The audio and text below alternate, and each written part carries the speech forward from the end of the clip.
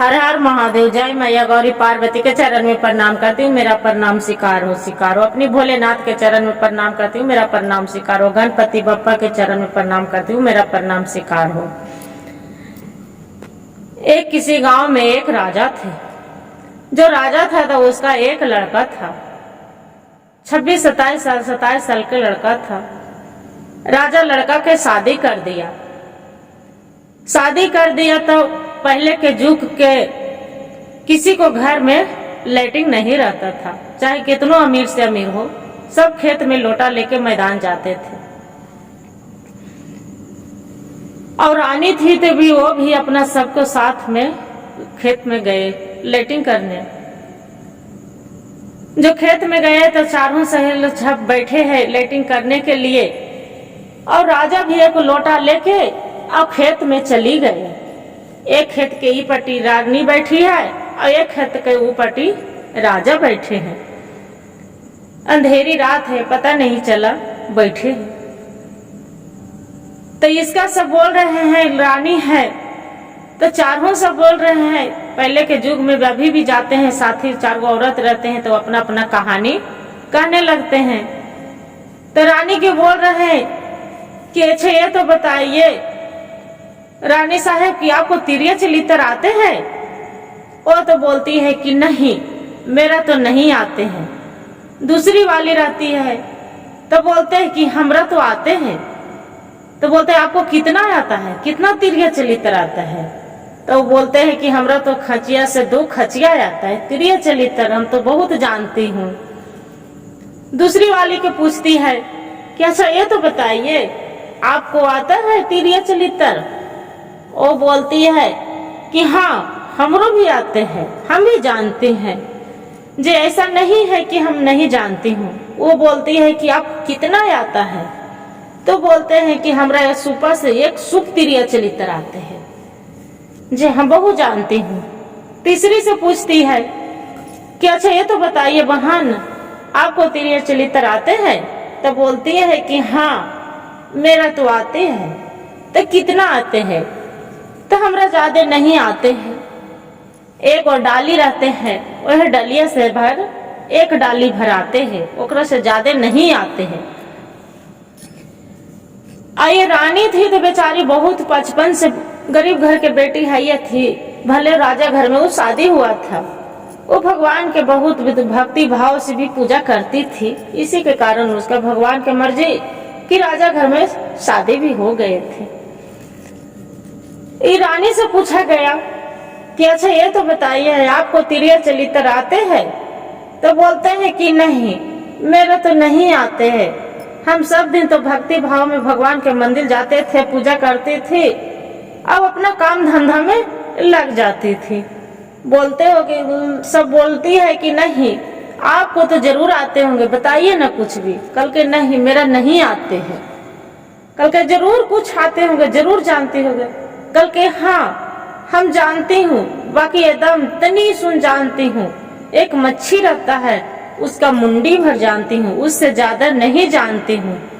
कल के बस उतने जानते हैं। तो कि हाँ राजा साहब सब पूरा कहानी सुन रहे थे, लैट्रिन पे बैठे बैठे। वहां से घर आ गए। रानी के पूछते हैं अपना पत्नी के कि अच्छा ये तो बताइए आप खेत देने गए थे सभी को साथ में, तो क्या बात कर रही थी? वो बोलती है रानी की कहाँ कुछ बात कर रही थी, कुछ भी तो नहीं बोल रही थी। तो नहीं आप जरूर बात कर रही थी, हम तो सुने थे।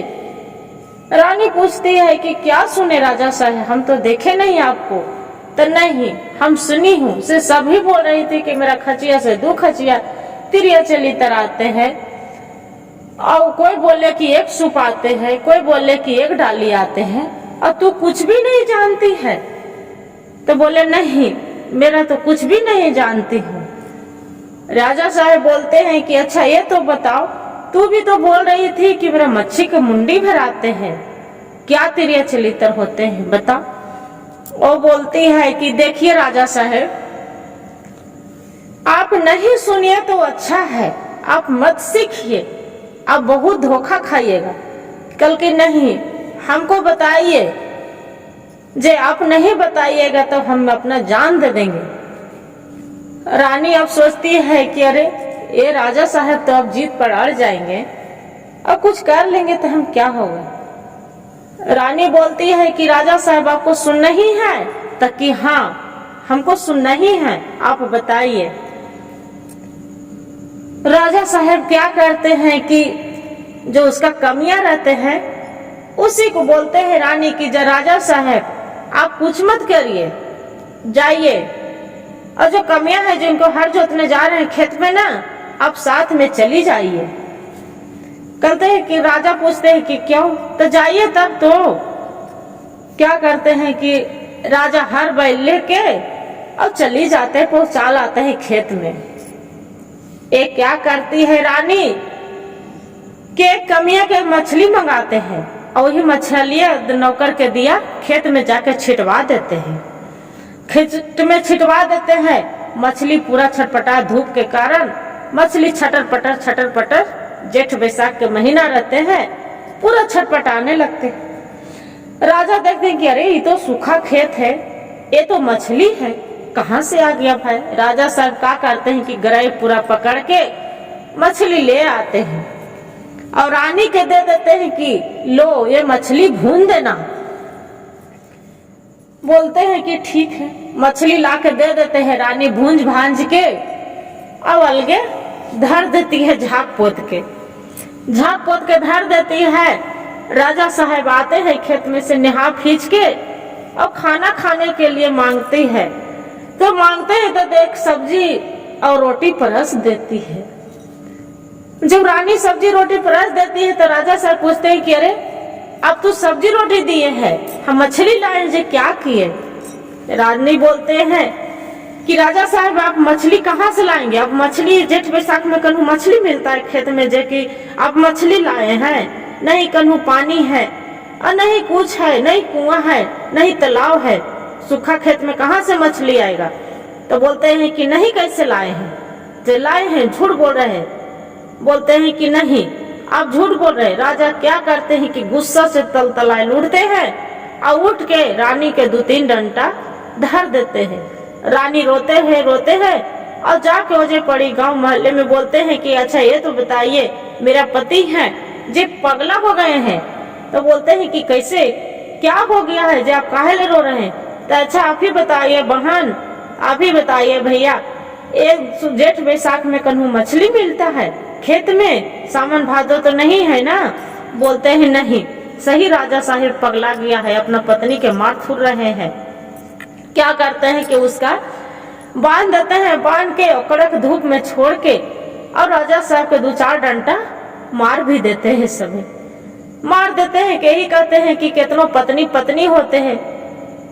1-2 घंटा के बाद सब चली जाते हैं। राजा साहब के धीरे धीरे खोल देते हैं और खोल के बोलते हैं कि राजा साहब आप खाना खा लीजिए, बहुत भाव प्रेम से फिर बोलती है। राजा साहब बोलते हैं कि देखिए मैं नहीं खाऊंगी।